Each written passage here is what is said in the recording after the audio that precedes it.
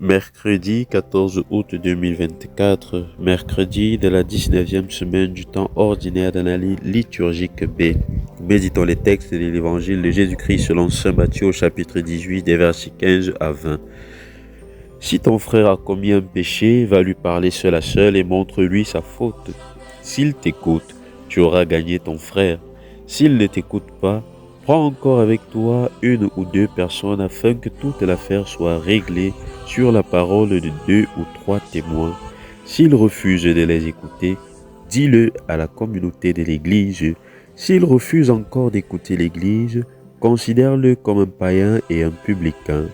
Amen, je vous le dis, tout ce que vous aurez lié sur la terre sera lié dans le ciel, et tout ce que vous aurez délié sur la terre sera délié dans le ciel.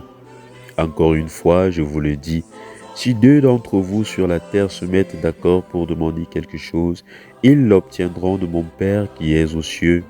Quand 2 ou 3 sont réunis en mon nom, je suis là au milieu d'eux. Acclamons la parole de Dieu. Aujourd'hui, dans ce bref passage de l'Évangile, le Seigneur nous enseigne 3 importantes manières d'agir souvent méconnues.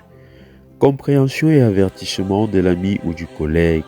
Lui faire voir dans l'intimité seul à seul avec clarté son erreur pour qu'il rectifie le cours de sa vie. Si cette démarche n'a pas abouti, demandez l'aide d'un ami. Et si, même ainsi, l'on n'obtient pas sa conversion et que son péché est source de scandale, ne pas hésiter à le dénoncer publiquement. Lettre au directeur ou d'un journal, manifestation, écriteau. Cette façon d'agir prend pour qu'il exerce la forme d'un devoir. Elle est souvent coûteuse et difficile. Il est plus facile de choisir ce que nous appelons faussement la charité chrétienne, qui n'est au fond que pur échappatoire, commodité, lâcheté, fausse tolérance. La même peine est réservée à ceux qui font le mal et à ceux qui y consentent, nous dit saint Bernard. Tout chrétien a le droit de solliciter des prêtres, le pardon de Dieu et de son Église. Un psychologue peut parfois apaiser son âme et un psychiatre, par un acte médical, parvenir à vaincre un trouble endogène. Ces 2 choses sont très utiles, mais elles sont parfois insuffisantes. Dieu seul est capable de pardonner, d'effacer, d'oublier, d'anéantir le péché personnel en le pulvérisant.